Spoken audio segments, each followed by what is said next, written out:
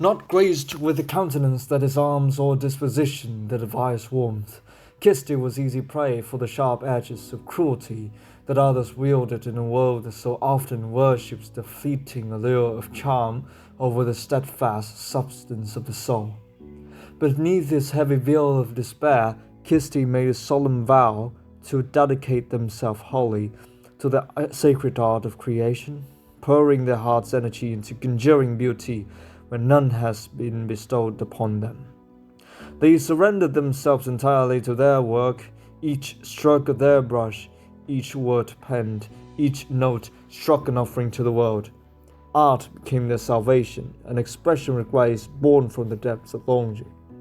Over time, others began to notice. They came, drawn to the creation like moths to a flame, applauding the beauty they had conjured from their pain.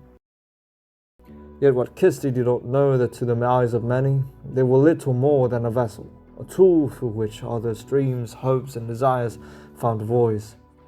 Their flair unfortunately fell under the scope of the martyr Fokker, leveraging off Kirsty's obscurity.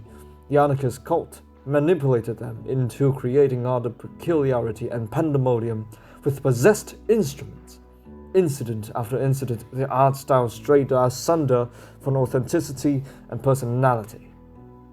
And then, as though summoned by the silence of their soul, a torrent of bitter, degenerative word poured forth from what Kirsty had believed to be a well of serenity.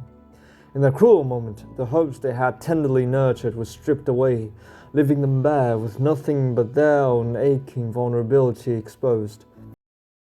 It was then that they made their choice, to withdraw, to isolate themselves, and create for no one but those few whom they held dear.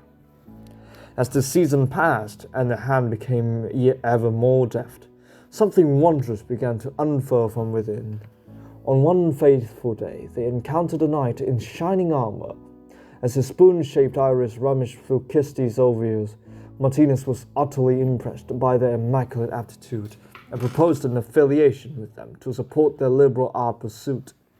In the magnificent sanctuary of Reverend Spooner, Kirsty fortuitously found works of their early days, dabbling in his predilection. The purest first steps in the journey. Introspectively, they gradually realized their growth.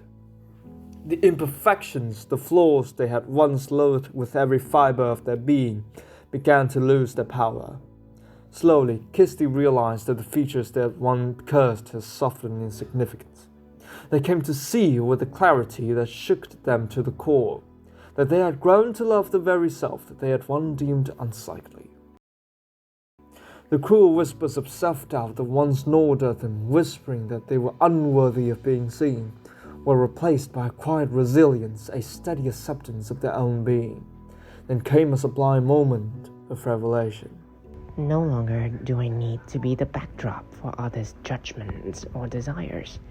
No longer am I merely a reflection of my critics' dreams, but the artist of my own life, a canvas untouched, waiting for the brush of my own hand.